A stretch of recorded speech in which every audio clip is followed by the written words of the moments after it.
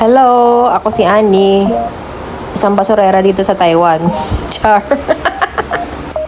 Sa mga nagsasabi dyan na masarap ang buhay ko dito sa Taiwan, eto, panoorin nyo ang video ko.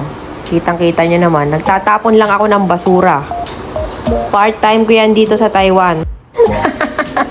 Char lang!